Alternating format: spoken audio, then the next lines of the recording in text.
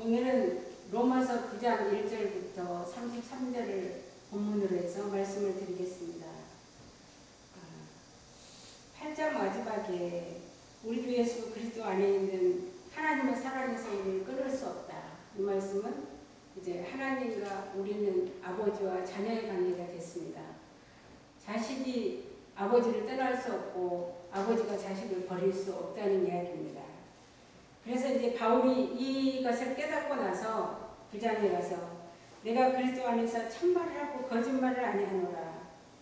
내게 큰 근심이 있는 것과 마음에 그치지 않는 고통이 있는 것을 내 양심이 성령 안에서 나로 더불어 증거하노니 나의 형제 곧 골육의 친척을 위하여 내 자신이 저주를 받아 그리스도에게 끊어질지라도 원하는 바로라. 바울이 경험했습니다. 자기도 이 율법주의로 이 사람들과 같은 자리에 있다가 이제 예수님을 만나고 나서 보니까 지금 자기 동족들이 다 사단한테 속아서 지금 그 하나님께로 돌아오지 못하는 저들의 그 처지, 그 형편을 보고 자기 마음에 근심, 고통이 있다고. 그래서 자기가 저주를 받아서 끊어질지라도 자기가 원하는데 그것은 바로 이제 이스라엘 백성들이 하나님께로 돌아오는 그 마음의 소원을 가지게 되었습니다. 바울도 사실은 자기가 이 복음을 핍박했고 또 회방했고 포행자였지만 예수님을 만나고 나서는 이제 하나님과 그리고 자기가 아버지와 아들의 관계가 되고 보니까 자기 민족이 불쌍했습니다. 4절에 보니까 저희는 이스라엘 사람이라 저희에게는 양자됨과 영광과 언약들과 율법을 세우신 것과 예배와 약속들이 있고 조상들도 저희 것이고 육신으로 하면 그리스도가 저희에게서 나셨으니 저가 만물 위에 계셔 세세의 찬양을 받으실 하나님이시니라. 누가복음에도 보면 그 족보에 사람들이 아는 대로는 요셉의 아들이지만 그 예수님은 계속해서 이호 쭉 올라가면 하나님이시더라. 이렇게 누가복음에도 족보를 통해서 설명하고 있습니다. 오늘 여기 로마서 9장에서도 그리스도가 바로 이스라엘 사람들의 언약에 의해서 이 땅에 오셨고 또 만물 위에 계셔서 세세의 찬양을 받으실 바로 하나님이신데 그 하나님을 저들은 받아들이지를 않고 있습니다. 또 6절 또한 하나님의 말씀이 폐하여진 것 같지 않도다. 이스라엘에게서 난 그들이 다 이스라엘이 아니오. 그래서 바울이 하나 깨닫게 됩니다. 바울도 율법주의자였지만 하나님께서 거기에서 건져주셔서 지금 그리스도인이 되었기 때문에 하나님의 말씀이 폐하여진 것 같지는 않다. 왜냐하면 이제 그전에는 자기가 아브라함의 씨였기 때문에 이방인들을 개취급하고 그렇게 중요하게 생각하지 않았는데 이제 깨닫고 보니까 아브라함의 씨가 다 그전 자녀가 아니요 오직 이삭으로 난 자라야 넷이라 칭하리라 하셨으니 그러면 아브라함한테는 이스마엘이 있었고요. 그 두라를 통해서 또 6명을 낳았기 때문에 아브라함의 씨가 또 있었습니다. 그렇지만 하나님께서는 이삭을 통해서만 언약을 하셨기 때문에 육신의 자녀가 하나님의 자녀가 아니고 오직 약속의 자녀가 씨로 여기심을 받느니라. 그래서 그 구약에서는 이삭이 하나님의 약속의 자손이었다면 오늘 신약으로 오면 예수님이 바로 하나님과 우리 사이의 약속입니다. 그래서 예수를 믿으면 너와 내 집에 구원을 얻는 것이고 영접하는 자고 그 이름을 믿는 자들에게는 하나님의 자녀가 되는 권세를 주셨기 때문에 이제 우리에게는 예수님이 바로 우리의 생명이 되는 씨가 되는 것입니다. 약속의 말씀은 이것이라 명년일 때에 내가 이르리니 사라에게 아들이 있으리라 하시니라. 이뿐 아니라 또한 미브가가 우리 조상 이삭 한 사람으로 말미암아 잉태하였는데 그 자식들이 아직 나지도 아니하고 무슨 선이나 악을 행하지 아니한 때에 택하심을 따라되는 하나님의 뜻이 행위로 말미암지 않고 오직 부르시는 얘기로 말미암아 서게 하려 하사. 이 말씀 무슨 말씀이냐면 하나님께서 리브가에게 아들을 주셨습니다. 근데 그 아들은 바로 쌍둥이였죠. 뱃속에 에서와 야곱이 함께 들어있었는데 리브가가 하도 뱃속에서 그 아이들이 뛰노는 것이 심해서 하나님 앞에 물어봤더니 네 태 속에 두 민족이 들었다. 그래서 큰 자는 어린 자를 섬기리라. 이렇게 말씀을 하시고 또 야곱은 사랑하고 에서는 미워하였다 하신 것 같았더라. 우리가 이 문자적으로 보면 참 하나님 공평치 않는 것 같죠. 어떻게 애들이 태어나기도 전에 하나님이 야곱은 사랑하고 에서는 미워한다고 할 수가 있을까. 근데 여기에 보면 11절에 그 자식들이 아직 나지도 아니하고 무슨 선이나 악을 행하지 아니한 때에 택하심을 따라야 되는 하나님의 뜻이 그랬어요. 오늘 이 본문을 통해서 하나님은 우리를 뱃속에서부터 택정해 놨다는 것을 알 수 있습니다. 에베소서 1장 4절에 보면 하나님이 창조하시기 전서부터 창세 전에 우리를 예정하셨고 그래서 우리가 이 땅에 하나님께서 천지를 창조하셨고 가정을 주셔서 육신의 아버지를 따라서 우리를 태어나게 하시고 그리고 이제 우리에게 예수님이 찾아오심으로 인해서 오늘 우리가 그 예수를 믿으면 우리가 거듭나는 것이고 성화가 되는 것이고 하나님의 자녀가 되는 것입니다. 그래서 이것은 우리 힘으로 능으로 되는 것이 아니라 하나님이 우리를 선택하셔서 오늘 우리에게 하나님의 자녀가 되게 한다는 아주 귀중한 말씀이 여기에 있습니다. 다시 읽겠습니다. 그 자식들이 그러니까 에서와 야곱이 아직 태어나지도 아니하고 또 무슨 선이나 악을 행하지 아니한 때에 택하심을 따라되는 하나님의 뜻이 리브가에게 말하는 것입니다. 행위로 말미암지 않고 오직 부르시는 얘기로 말미암아 서게 한다는 것은 하나님이 택하서 아들이 되게 하신다는 뜻입니다. 그래서 리브가에게 이르시되 큰 자가 어린 자를 섬기리라. 여기서 큰 자는 약속의 자녀라는 뜻이에요. 그리고 이 큰 자는 하나님이 함께 하시는 장자라는 뜻도 있거든요. 그래서 기록된 바 내가 야곱은 사랑하고 에서는 미워하였다 하신다 같으니라. 그러니까 이들은 태 속에서 벌써 하나님이 택하신 자, 버린 자 이게 구분이 됐다는 말이에요. 그렇다면 오늘 우리가 예수를 믿은 것은 택정함을 이곳에 됐다면 이 얼마나 감사한 일입니까? 그런즉 우리가 무슨 말 하리요? 하나님께 불의가 있느뇨? 그럴 수 없느니라. 오늘 우리가 구원함을 입었으면 하나님이 불의하다고 않겠지만 율법주의자들은 하나님을 불의하다고 말할 수 있잖아요. 모세에게 이르시되 내가 긍휼히 여길 자를 긍휼히 여기고 불쌍히 여길 자를 내가 불쌍히 여기리라. 그러니까 주권이 하나님 앞에 있다는 것입니다. 그런즉 원하는 자로 말미암음도 아니요 다른 박질하는 자로 말미암음도 아니요 오직 긍휼히 여기시는 하나님으로 말미암음이라.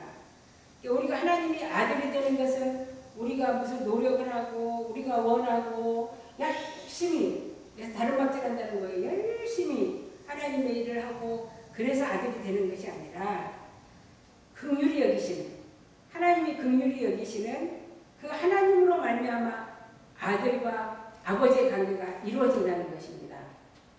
성경이 바로에게 이르시되 내가 이 일을 위하여 너를 세웠으니 곧 너로 말미암아 내 능력을 보이고 내 이름이 온 땅에 전파되게 하려 함이로라 하셨으니 그러니까 모세에게 하나님께서 바로를 세워서 강팍케 하는 것은 바로 하나님이 그 바로가 그렇게 강팍케 하는 것을 말리지 않고 내버려 둠으로 인해서 그 바로의 핍박이 그 핍박 속에서 하나님 이스라엘 백성들을 건져냄으로 인해서 하나님의 이름이 더 높아지고 하나님의 능력이 더 나타나게 하셨습니다. 그래서 바로 하나님의 주권이다.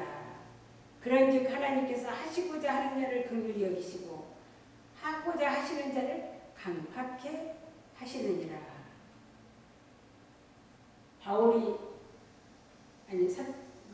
바로가 얼마나 그 10가지 재앙을 그렇게 쏟아부어도 아쉬우면 이스라엘 백성을 데리고 나가라.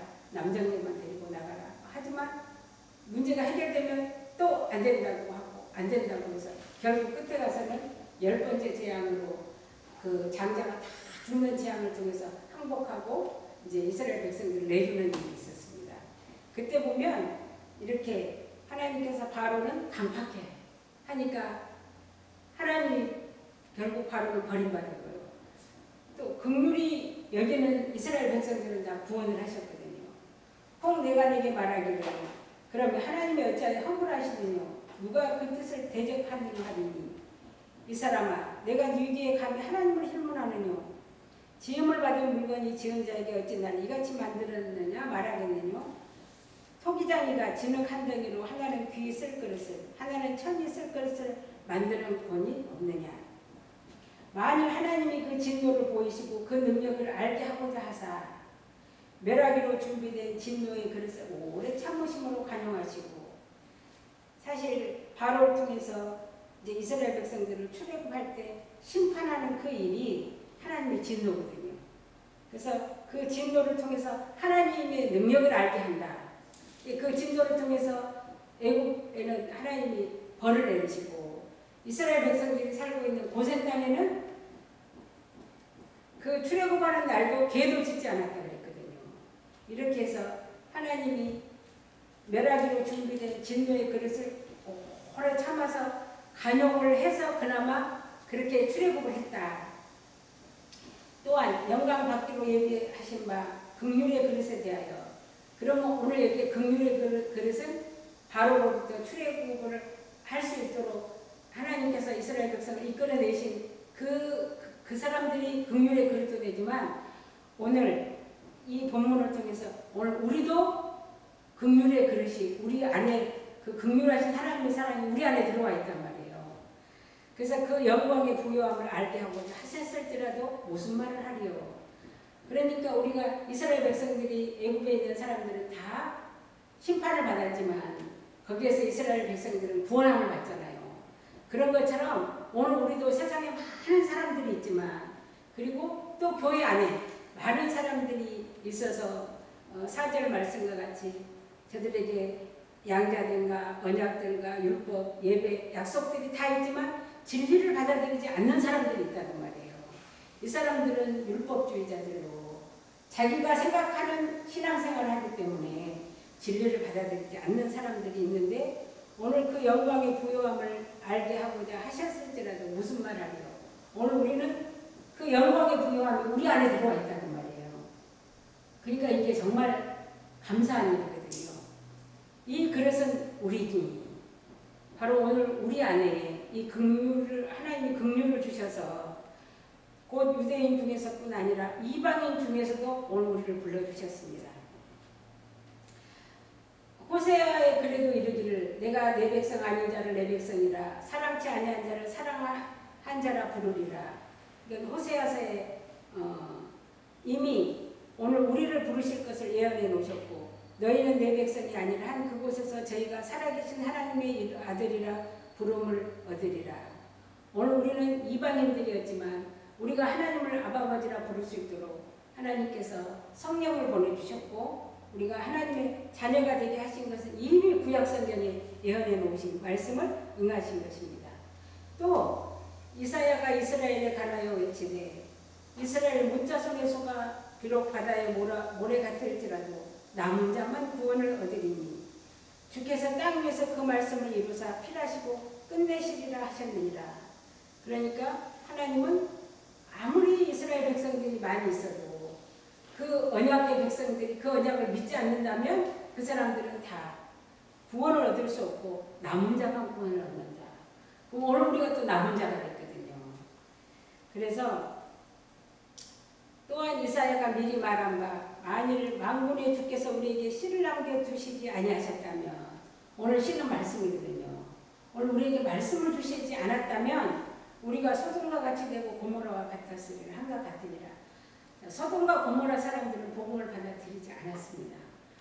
그 복음을 받지 않는 그 상태를 바로 씨를 받지 않았기 때문에 이 사람들은 하나님 앞에 버림받아 됐다 그 말이에요. 오늘 우리도 이 진리의 말씀을 받아들이지 않는다면 소돔과 고모라처럼 버림받아 될 것입니다. 그런즉 우리가 무슨 말 하리요?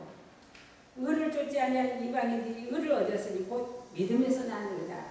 그럼 오늘 우리 이방인들은 어떻게 해서 구원을 받았는가? 믿음으로 구원을 받았다. 이 로마서 1장 18절, 17절 거기에 오직 의인은 믿음으로 말미암아 믿음으로 구원을 얻었고 의의 법을 쫓아간 이스라엘은 법에 이르지 못하였으니 자기들이 의롭다고 생각한 율법을 쫓아간 그 사람들은 법을 이루지 못했다. 이게 무슨 말이냐 그러면 율법의 완성은 예수님이 오셔서 완성시킨 건데 그 예수를 받아들이지 않고 예수를 죽였기 때문에 이 사람들은 믿음으로 구원을 못 얻은 거예요. 이는 저희가 어찌 그러하뇨 믿음에 의지하지 않고 행위에 의지합니다. 부딪힐 돌에 부딪혔느니라. 이 구약 성경에서는요 하나님께서 율례와 규례를 지키면 하나님 저들에게 복을 주시겠다고 했거든요. 율례가 뭐냐 그러면 하나님이 주시는 이제 법인데 내가 죄를 깨달았을 때 내가 죄인인 것을 알았을 때 규례는 뭐냐 그러면 소나 양이나 염소나 짐승을 가지고 내가 제사장한테 그 짐승을 끌고 가야 돼요. 그러면 제사장들이 그 짐승을 번제단에 태움으로 인해서 내 죄를 다 없이 해주는 거거든요. 그게 구약에서 하나님이 이스라엘 백성들한테 주신 율례고 규례입니다. 신약으로 오면 우리가 죄를 지었다고 해서 내 죄 때문에 양이나 소나 짐승을 가지고 제사장한테로 가는 것이 아니라 신약에는 예수님께서 벌써 세상죄를 주관하는 하나님의 어린 양이라고 했잖아요. 예, 소나 짐승처럼 예수님이 오셔서 당신 스스로 십자가에 올라가서 우리의 죄를 대속해 주신 거거든요. 그래서 우리는 예수님이 우리의 죄를 대속해 주신 그것을 믿기만 하면 그게 오늘 우리에게 믿음으로 구원을 얻는 하나님의 축복이 됐습니다. 근데 이스라엘 백성들은 이 믿음에 의지하지 않고 행위에 의지했기 때문에 그러니까 자기들이 율법을 지키려고 율법을 지킬 수 없다고 짐승을 잡아가지고 제사장한테 끌고 가는 이 행위가 믿음이었거든요. 구약에서는. 근데 율법을 지키려고 해서 오히려 하나님의 말씀에 대적하는 행동을 했다는 말이에요. 그래서 뒤에 보면 33절에 기록된 바 보라 내가 부딪히는 돌과 거치는 반석을 시원에 두느니 저를 믿는 자는 부끄러움을 당치 아니하리라 하는 것 같으니라. 그러니까 믿는 사람들은 구원을 얻는 것이고 믿지 않는 사람은 이 돌에 부딪혀서 깨지는 심판이 있다는 말이에요. 그래서 우리는 그 예수를 믿음으로 인해서 우리가 부끄러움을 당치 않는 구원을 받게 됐습니다.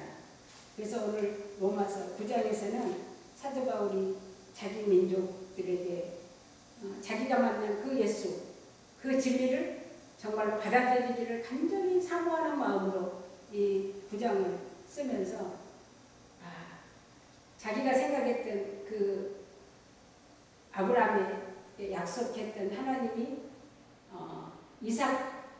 이삭을 약속의 자녀로 주셨던 그 이삭을 믿는 사람들이 구원함으로지 다른 자식들하고는 아브라함의 자식이라 할지라도 약속이 아니었고 그래서 오늘 신약에 와서 오늘 우리도 하나님께서 예수를 믿으면 오늘 우리가 구원을 얻는 것은 바로 예수님이 우리의 죄를 다 해결해 주셨기 때문에 그 예수를 믿음으로 오늘 우리에게 의가 돼서 우리가 구원함을 얻었다는 것을 오늘 9장을 통해서 말씀하고 있습니다. 감사합니다.